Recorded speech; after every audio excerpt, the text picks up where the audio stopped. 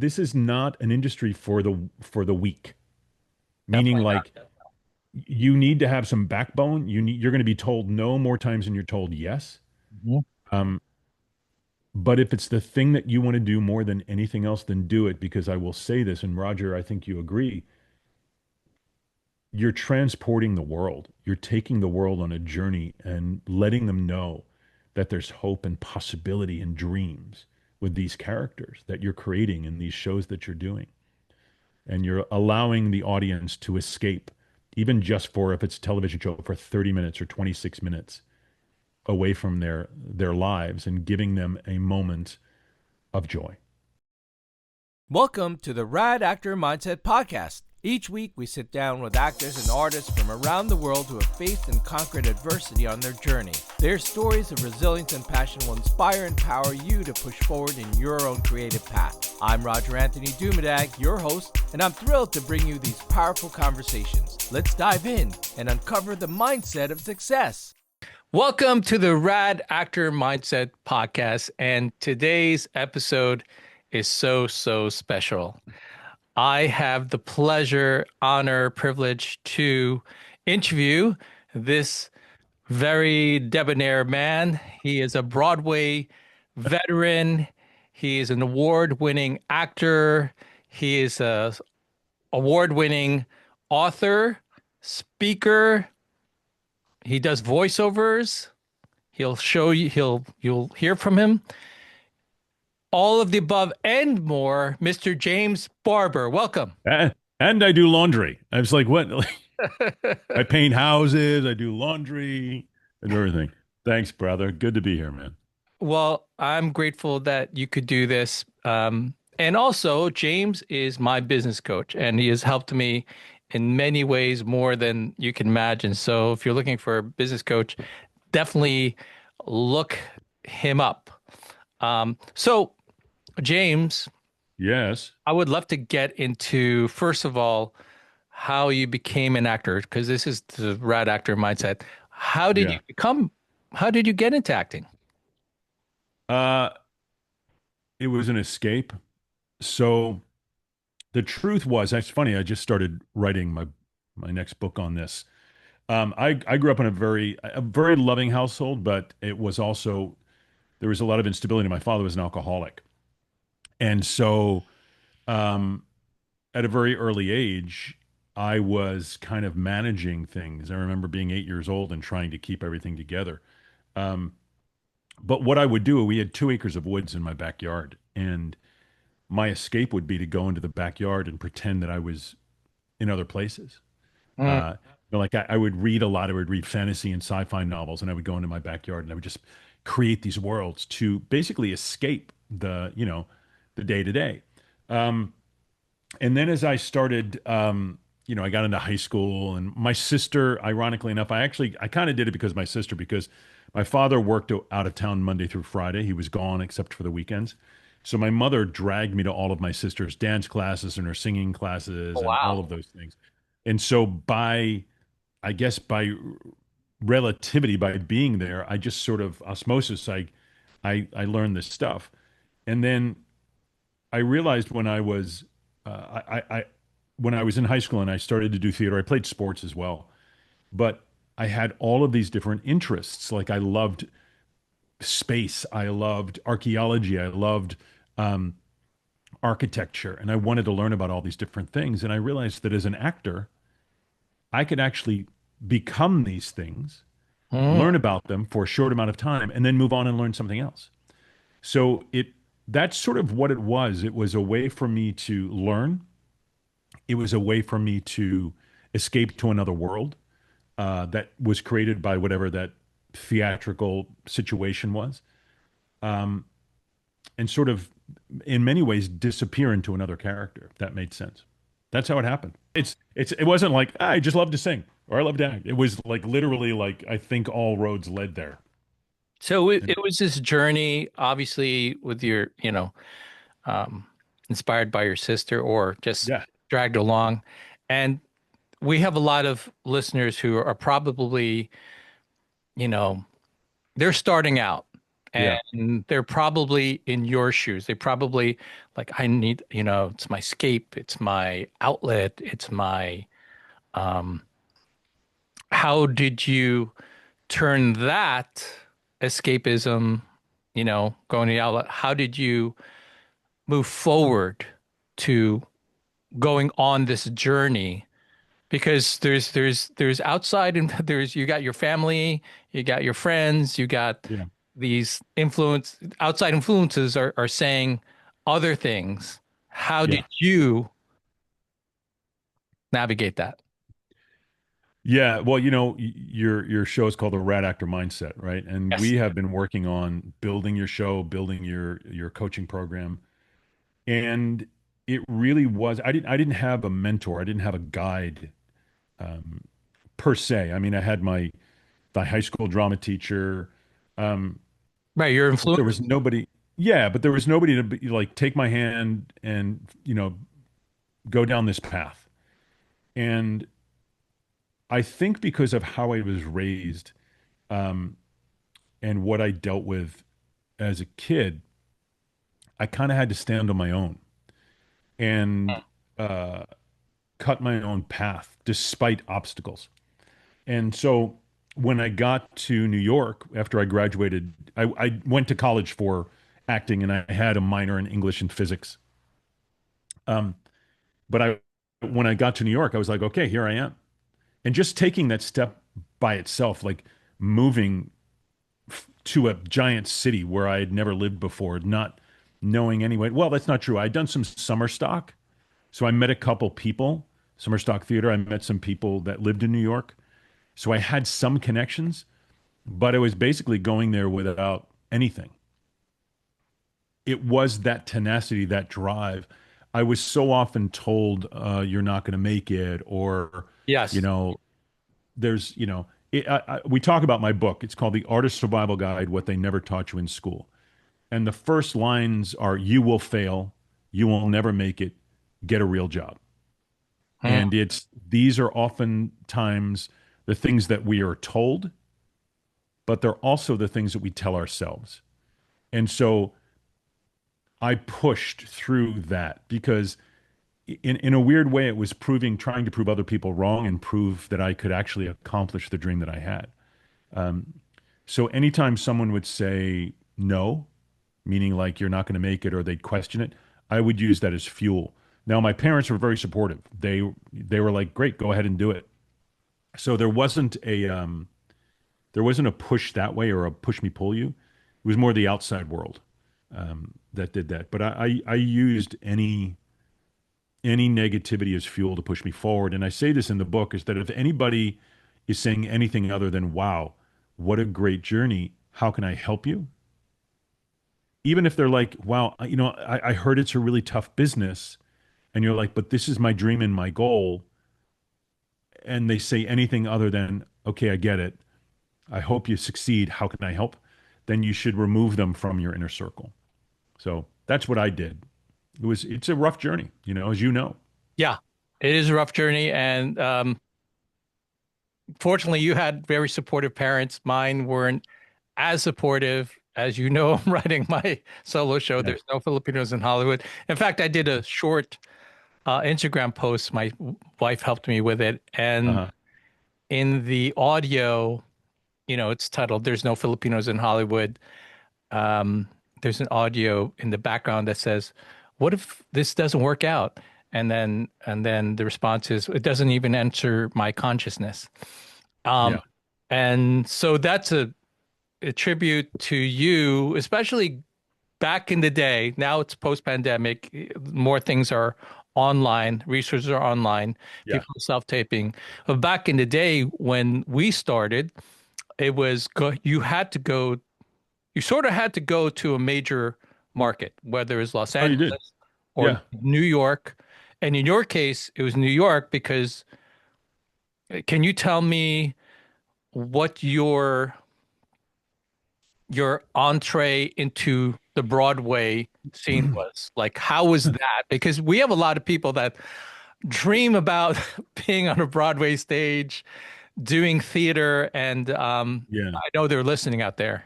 Yeah, so just because not because I'm trying to like say this is what I've done, but I think it's important that if people don't know who I am, which is probably most of the people listening, that they understand what I did. So I've starred in 9 Broadway shows. I was the Phantom in Phantom of the Opera for almost 3 years on Broadway. I played Sidney Carton in A Tale of Two Cities, Billy Bigelow in the Carousel Revival at Lincoln Center, Jane Eyre, Urinetown, the Stephen Sondheim Revival of Assassins in 2004. I've got the Ovation Award for Les Mis playing Jean Valjean. I mean, I've done a lot. You've really run the gamut of being. Yeah, like my first show, like my first touring Broadway show was Secret Garden, and that had Audra McDonald in it, Douglas Sills, Roger Bart. I mean, it was, incredible cast to be a part of, and you know, a lot of people from Les Mis and those shows. That was 1992. That's how far back that goes. So the entree was really pounding the pavement. I didn't go to a conservatory school. I didn't come out with agents or connections. I went to a private undergraduate on Long Island. And, that was like, and again, like I had no guidance. And the reason I went to that school is because a guy I went to high school with went to that school.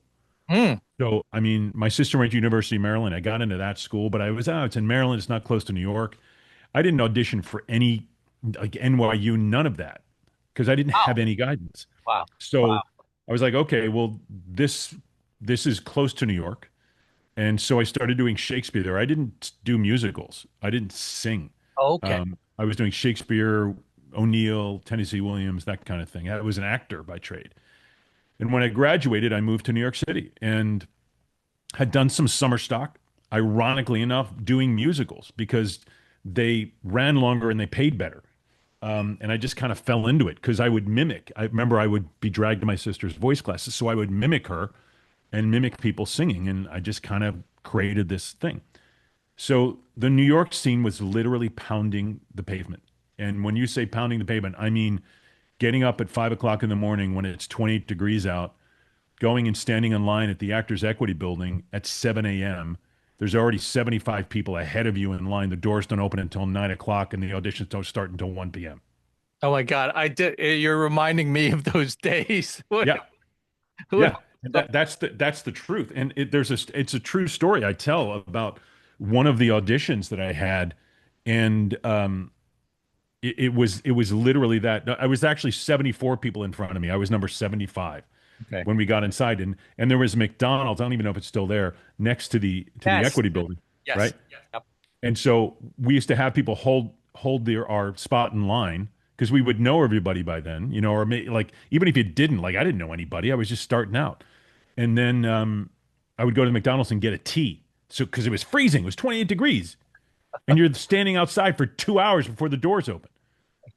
So we get inside and you sign up, and I'm like number 75, and there's like 100 people behind me, all that look just like me, and it was an open call for Les Miserables. And I'm standing there, and I'm like, okay, I'm going to sing a song called Molasses Drum. We only had 16 bars, right? So remember, it opens at 9 o'clock, the doors open, but the auditions aren't until 1. Oh, I'm wow. up. Yeah, I know. It's crazy. So we're just standing there, standing there, standing there, standing there, standing there. But you want to get there to sign up because I wasn't union yet. You had to sign up for an open call. So I'm standing there. You go in, there's like they typecasting. 10 people go in at a time. They go, you, everybody else, thank you very much. That's it. You don't Right. even sing. Yeah. The type. Yeah. So I got typed in, and typecasting is like, are you the right type?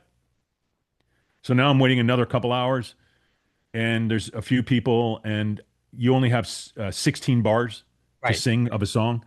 I chose a song from 1776 called Molasses to Rum. Very hard song to play, very hard song to sing. Nobody does it. Hours go by. We're in line to go and do our 16 bars, and the guy right in front of me sings the exact song I'm going to go and sing. Oh my God.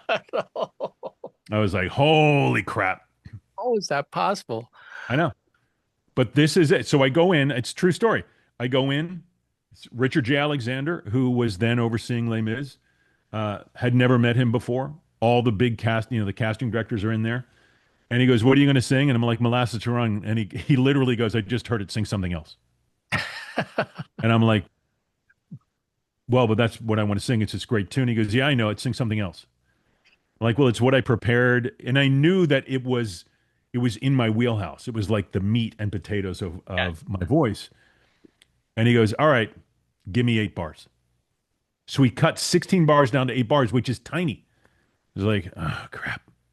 So I started singing, and he stops me, and he goes, start over at the beginning.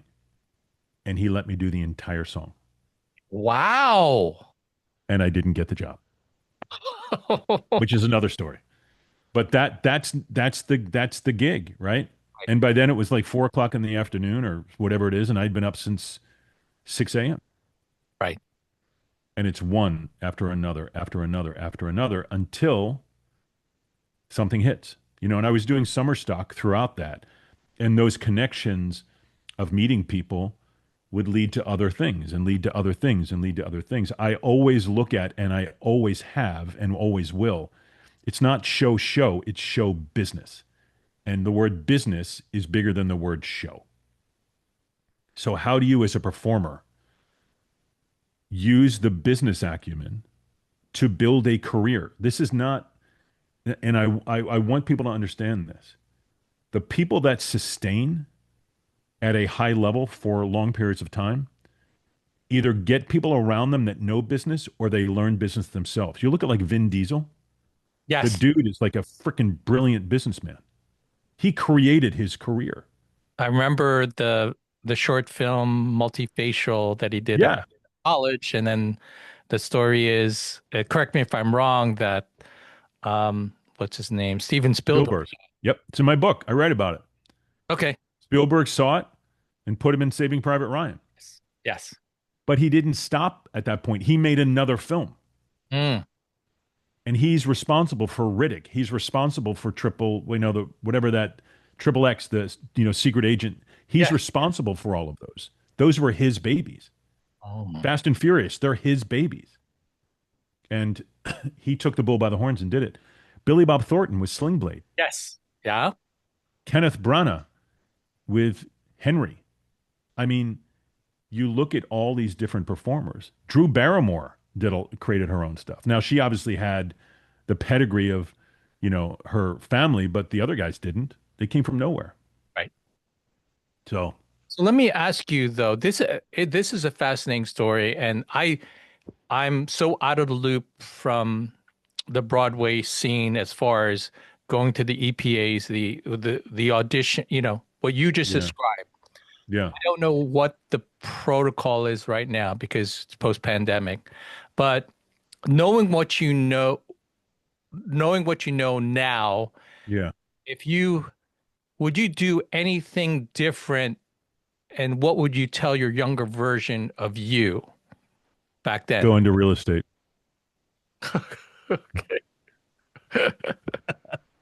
You've been listening to Grant Cardone too much.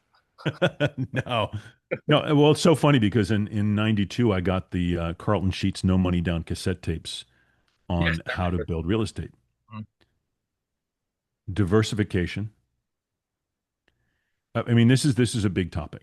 So after the shows that I would do, they would do what are called talkbacks, which I know you're familiar with. Yes, like Q&As and so usually a group of people would make a donation to a charity, and then the cast would come out and they would do a Q&A. And during Phantom specifically, I had a lot of people say, hey, I'm going to go to college. What should I major to fall back on? And my response is quit. Hmm. And they were like, what? And I get blunt like that because they're not expecting that. Right. And my response is, if you have something to fall back on, then you will. And it also means you're not committed. Mm. Oh, but, and I had a guy in the cast of me say, well, I don't think that's true because, what if you don't get work? I'm like, well, how long do you try? Do you try for 5 years? Do you try for 10 years? When do you give up? Let's say you try for 10 years. Let's say you go to college, which I have a very different viewpoint on now for artists specifically. Yes. But let's say you go to college and you graduate in, what are you, 21? How old are you when you graduate college? I can't remember. I'm so old. 21. 21, right? And you majored in theater.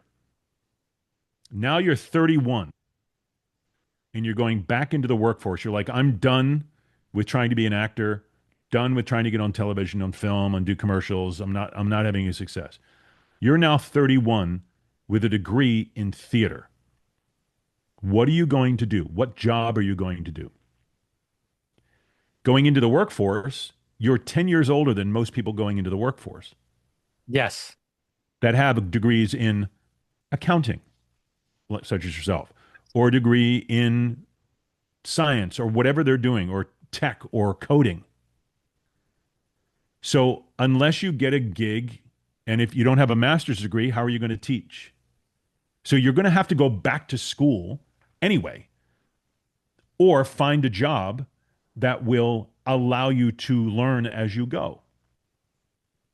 So my response is, if you're going to give up in 10 years anyway, then just go back to school then, because you're going to have to learn a new skill. Mm-hmm. Mm-hmm. So um,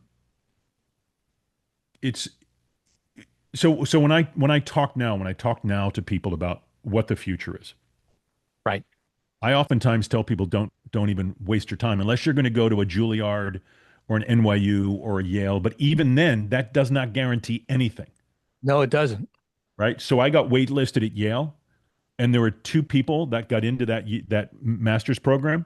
One became a flight attendant, and one is a stay-at-home mom, which is a great job. Mm-hmm. Not working in the industry at all. And it's a male flight attendant, female stay-at-home mom. And so when I looked at it, I talk about this young guy that came into Phantom. He did one semester at his university, then did one semester in New York as like not an internship, but he did it in New York. And within 3 months, he got the second male lead in Phantom. And he's very, very, very talented. Mm. He had a 6-month contract, I believe, or a year contract, and he was released from that contract because he got Lafayette Jefferson on the Hamilton tour. Right. Okay. He did that for a year. Then he got the revival of My Fair Lady as Freddie Eynsford Hill with Bart Sher at Lincoln Center Theater. Then went and did a TV show. Then came back and did Lancelot and Camelot at Lincoln Center, and is now doing Shoeless Joe Hardy in the revival of Damn Yankees. Now, those first 3 shows, his friends were still in college. Mm. And they're graduating with $200,000 worth of debt. So if I were to go back and tell my younger self, Right. I would say, honestly, I probably would have moved to Los Angeles Okay. Okay. for television and film, because if you look at someone like a career like mine, like 9 Broadway shows, starred in 9 Broadway shows, Yes. and we equate that to television and film, that would be either 9 feature films that I've starred in or 9 television series that I've starred in. It's a very different game, but I would have told myself not to waste time going to school. That's what I would have told myself. It is a different world now, post-pandemic. Yeah. With theater, obviously, theater is on the rebound in a sense, but like you said, television, film, it's so accessible with streaming and everything right now. And Nathan Lane actually went to my high school, St. Peter's. Oh, he did? Yeah. I didn't know him. He graduated, but he's one of those few Broadway people that has gone into television. Yeah. And films, like the one with Robin Williams, I forget the name of it, The Birdcage. Yeah. But there's very few of those people that can kind of. Well, it used to be back in the day, even before you and I started, that you started in theater and then you went to film. Like Marty Coe from Cobra Kai, he started in theater. Gene Hackman and Hal Linden and all those guys started in theater. You do have Kristen Chenoweth, who's crossed over. You do have Patrick Wilson, who's, Aquaman's brother, he was in Full Monty and did the tour of Carousel and George Gershwin's Fascinating Rhythm. Oklahoma, he was on Broadway, and now he's a big movie star. People like that do cross over, but it has to be there's a lot that goes into that in terms of like focused, and this is what I mean by business, focused entrepreneurial knowledge. Like, what is the goal? Is your goal to be on Broadway and just be on Broadway? Great. Then focus on that. Pick a role that you want. Like I would, if back in the day it was like Les Mis and Miss Saigon and Phantom, all the shows that were there. So they were long running shows, and you could shoot to get into a long running show or to get a tour of a long running show. And if you got a tour of a long running show, then the goal was, okay, now I'm in the ensemble. Then they move you up to a lead. Now you're touring as the lead, and then they're going to take you to Broadway to replace the guy on Broadway. That was the old way to do stuff. It doesn't happen like that anymore. Oh, okay. That's I mean, it may, but the shows don't run that long anymore. They're super expensive to do, mhm, uh, and it's in many times it's cost prohibitive for Broadway right now, I think. right. So what I'm gathering, if I'm Yeah, listening or watching, um, and I have dreams of, I live in Oshkosh, Wisconsin. I have yeah, dreams of getting to Broadway. Um, I really have my work cut out for me if I want to have a long-staying career. And I've heard this before. Someone said talent is just baseline. That's just, you know, yeah, and there's so much more to show business. Um, yeah. you know, You um, hit the nail on the head. Look, if you're and I again I write about this in my book. By the way, you can get the book for free. It's a bestseller. Just go to jamesbarbour.com, BARBOUR /ASG, Artist Survival Guide. You can get it for free. Just download it for free. I give it away because I want to help people. Thank you, In Jim. that book, if yeah, you're welcome. If you want to be on Broadway and you live in Idaho, you have to go to where Broadway is. Film and television, again, it's a little bit different these days because you can put yourself on tape or what have you. If you want to be on Broadway, Broadway only exists in New York City. Right, The East Coast, you audition for things, you may get, a summer stock or a regional theater production, but ultimately the road is going to Broadway. right, And if you want to be in the NBA or the NFL, you're competing with the top people in that sport. You are competing. If you want to be a leading lady, you're competing against Sutton Foster. You're competing against Kelly O'Hara as a leading actor. You're competing against Lin-Manuel Miranda. You're competing against Will Swenson and even the younger guys. These are guys that are younger than me, but they're still back in the day. It was Terry Mann or Combe Wilkinson. You're competing against these powerhouses in the industry, and you can absolutely do it. You yeah. just have to put your mindset to it. Mindset and And be I, authentic. yeah, and the reason I talk the way I talk and I'm adamant is because this is not an industry for the weak. Meaning Definitely like you need to have some backbone. You're going to be told no more times than you're told yes. not. Um, but if it's the thing that you want to do more than anything else, then do it. Because I will say this, and Roger, I think you agree, you're transporting the world. You're taking the world on a journey and letting them know that there's hope and possibility and dreams with these characters that you're creating in these shows that you're doing. And you're allowing the audience to escape, even just for if it's a television show for 30 minutes or 26 minutes away from their lives and giving them a moment of joy. So That's you, you hit the nail right on the head. And for people, I guess in Europe, it's West End, correct? That yeah, they it's the West End. I mean, there's a huge. Well, I directed in South Korea. There were nine multi-million-dollar Broadway shows running or 11, excuse me, simultaneously in South Korea, wow. and some original shows. Germany, like Frank Wildhorn's musicals are done all over the place. Germany, Japan, Korea, and there's tons. The West End, obviously, and Juliet came from there. Les Mis came from there. Phantom came from there. You know, great, great shows come from there as well. So in obviously pre-pandemic or back in the day when we started is Yeah. a lot different.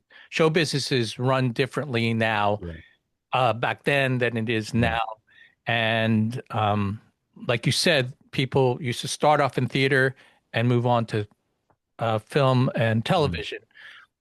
I just feel that, and getting back to there's no Filipinos in Hollywood. That's my story. I mean, Yeah. It's going to be so great. it, and I'm sure there are a lot of people who didn't have as supportive parents, but Yeah. they said something like, "There's no Lebanese in Hollywood or whatever." So, Yeah. but regardless, you have to really stick to your guns. And for you, James, even while you did these amazing Broadway shows and you were working, Hmm. you were a working actor, true working actor. Yeah. What was going on to your mind? Did you have an exit strategy uh then, or you were just okay, this is great. You're Phantom. How Yeah. how how can you beat that? Yeah. What's interesting, and it's why I wish that I had the business of the business, because I was never taught the business of the business. And I don't mean like this is your picture and resume. I mean, in the book, when you get the book, there's a thing that talks about salaries, and I think it's 79%. I think it's 2018 stats from Actors Equity Association. 79% of all members of Actors Equity, which is the union, the professional union that governs stage actors, make $50,000 a year or less before taxes. 69% and under, $15,000 a year or less before taxes. And the reason that's important is because you need to be able to have money to sustain to follow your dreams. Because if you don't, then we get stuck in, oh my God, I got to pay rent. I've got to feed myself. And then you go off over here and you start getting a waitering job. And then you get the money and it becomes, oh, I have money now. I better not go audition because what if I don't get this job back? And and I wish that I had the business of the business. And things have changed. Uh, I think in is good and bad. I can put myself on tape, but here's the thing. So can a million other people. Yeah, it's leveled the playing field, It actually. has. Because you don't have to be in Los Angeles. You can be anywhere and submit a tape. There's a buddy of mine that I wrote a show with, and he travels all over the world, but nobody knows where he is. He has a LA based phone number. Hmm. He's like, they don't know where I am. They think I'm in LA. I would have auditions. I was living in LA and they would have auditions in New York and they're like, oh, can you get here tomorrow? I'm like, yeah, sure. I just hop on a plane. But that's what I did. Like I would do anything that I felt I needed to do in terms of like, well, it's a 6 hour drive. Well, I'm going to drive 6 hours to get there. Right. I'm I the put same in the way. work. Yeah. I know you are. We talk about it. Um, I think the opportunity is there. And moreover, the opportunity is there to create your own stuff. Why can't you pick up a phone, a 4K phone, and film your own television show and put it up on YouTube? Put it up on social media. You have your own television show or your own television channel right in front of you. Um, there's a lot of opportunity. There's a lot of opportunities, and there's a lot of the younger generation who really gets it because they're more, I was we were born like before the internet, so it's like learning all these skills um, on the fly. So Yeah. I mean, your daughter's going to grow up. And I remember when my kids were little, Mhm. like, and I'm an older parent, right? Um, but they started going up to the television. We never let them really watch television. We watch like Baby Einstein, that kind of thing. Yeah. But I would always work on an iPad. And one of my kids went up tiny and went up to the television screen and tried to swipe the television screen. I mean, that's the world we're living in, right? So There's so many. Well, there's good, like you said, there's good and bad. good There's a and bad. lot more resources now Tons. for younger people, for kids. My daughter's 4 right now, and she's like um, she's getting there. Yeah. Geez, let's definitely the apple doesn't fall far from the tree in my household. So now let me ask you, James. Yeah. So you worked all these shows, and um, gosh, it's an amazing resume that you had. How did you transition to becoming this entrepreneurial business mentor to everybody out there? And I highly recommend. And I wanted to also bring up the point that you didn't have that mentor, you didn't have that Yeah. coach, and I feel that's what's missing in a lot of not just performers but people's lives, actually, Yeah. you know, to navigate that and help us. I really feel, because the best athletes in the world have coaches, Absolutely. I Olympians. mean, look, you have coaches and you coach as well. I mean, that's what the Rad Actor Mindset's for. I look at what we do as performers, and I've always seen myself as an entrepreneur. There's a chapter in the book called Artistpreneur. Because what is an entrepreneur? An entrepreneur is someone who makes their living by creating a business, a unique business. They're not a nine to fiver. They also take extreme risk in order to do so because they're not a nine to five. They're not working on, hey, here's a paycheck. And someone who is a professional is someone who solely makes their living doing the thing that they do. It's not an amateur. It's not like I'm an amateur photographer. I just take pictures and I put them up on the internet.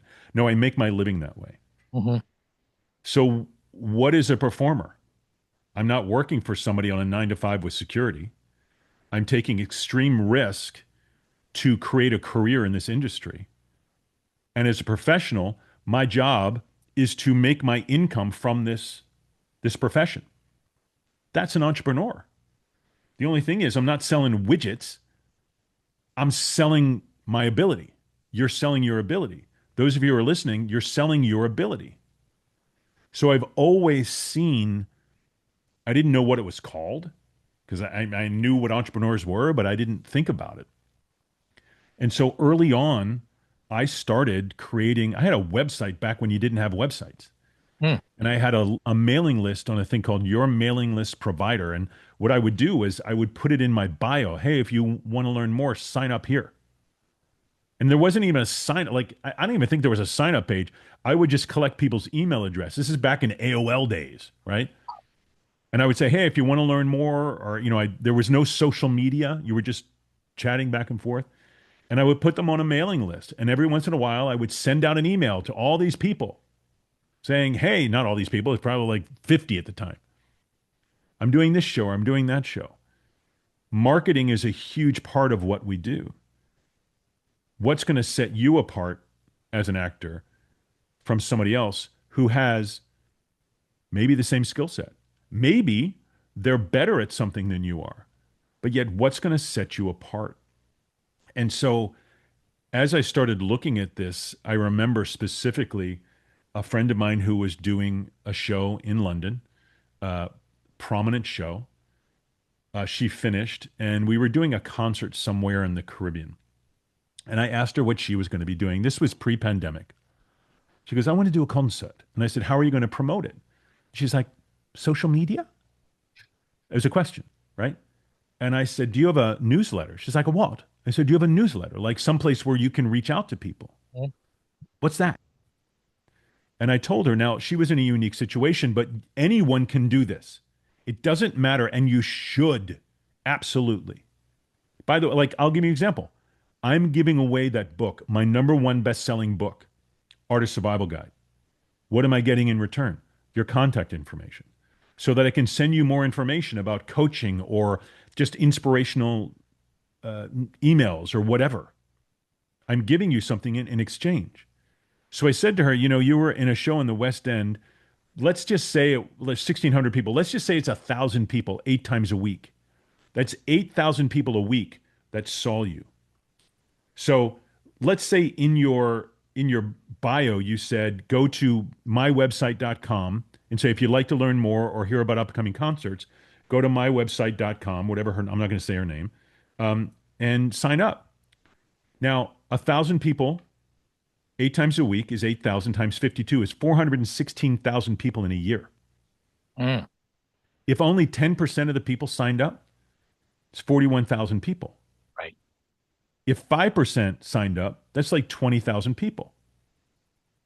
So if she had those people, even if half of that, let's say she only had 10,000 people sign up to learn more because she's talented, they like her, and she went to sell a concert and she sent an email out to 10,000 people saying, hey, I'm doing a concert at such and such a place and it's £100 or $100. And let's say it's a 500-seat theater and she sells a $100 ticket. She just made $50,000 in one night, which guess what? Allows you not to have to take that waitering job, even if Right. you make $5,000 in a night. So when I looked at that, I'm getting long-winded with this, but I love it. This is valuable information. And I want to have performers and artists be able to realize their dreams and not have to worry about, I'm not going to pay my bills or I'm not going to do this. Yes, you're going to audition. Yes, you're going to have that day job, but your day job should not become your life job. It's the thing that sustains you while you're building. We talk about one of your businesses, Aqua Amazing, yeah, which you can work from home right. and push and push and push and potentially make more money than you would waitering if you spent the right time, right? There are outlets there. So when I looked at that and I would talk to artists and they get stuck and they're like, I don't know what to do. I said, okay, I want to help them. Like you're sitting on There's No Filipinos in Hollywood as a one-man show. It's going to be hilarious. You create your own show, even if nobody knows who you are. You create your own show. Then you're like, wait a minute, who is this guy? Oh yeah, he created There's No Filipinos in Hollywood. You do it off Broadway, then you do what Leguizamo did, John Leguizamo or Whoopi Goldberg. That's how Whoopi became Yes. famous. Yeah. She did a one-woman show. You create your own destiny. And that's why I started to get into the entrepreneurial world. And I started going around and speaking and singing at all these big marketing events. And I talk on, my main thing is communication and speaking. And then I helped another person who's a very, very successful entrepreneur. He had a one-man show about when he died of a drug overdose and he overcame that. And he was using it as a marketing tool. Very successful guy. But I developed it. We did a 6-week run in LA and then we did a run at the Edinburgh Theatre Festival. It's not that hard. It's just the right focus, the right accountability, and the right action steps. And you take yourself from that, I'm in the same boat as everybody else, and now you're a notch ahead because you've created something and you've created visibility. That's really why I do it, to help. You are an inspiration to me and you've helped me. And we could talk about this, we have, Forever.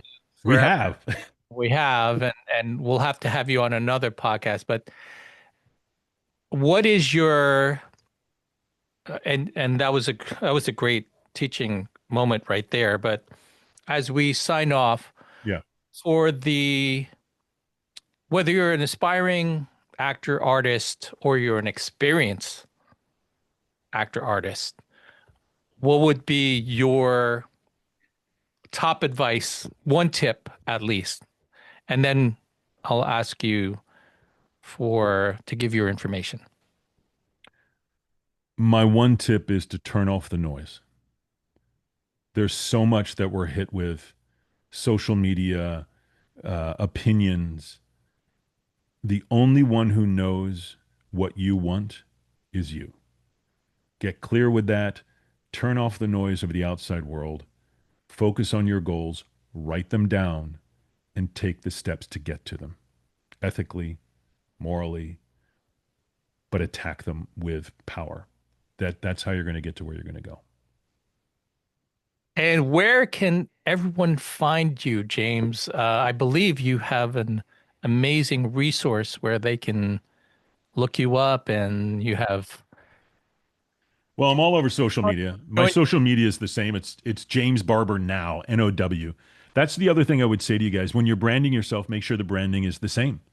Every one of my social media accounts has NOW at the end because somebody else had my name on Twitter, and I could have, switched them up. I just chose the same one. If you download the free guide, the free book, the best-selling book, it's jamesbarbour.com/ASG. And we also do a weekly Zoom. I have a brand called Star Power, how to become the star in your field. It's Wednesdays. You can go to your Star Power, YOUR, starpower.com/SP Zoom, Star Power Zoom. And join us. I mean, that's how you find me. It's easy. Definitely join. Everything is in the description on all the audio podcasts and YouTube. So Yeah. James, this was amazing. We could, like I said, we could talk forever on this, and we'll have to have you on again. And I have some more questions for you, but thank Always. you. You got it, Roger. Thank you for having me, and thanks everybody for listening. Take care, and have a rad day. Thanks for tuning in to the Rad Actor Mindset Podcast. If you got value from today's episode, please share it with a friend and hit that subscribe button. Let's keep building the mindset that gets you on set and keeps you there. See you next time.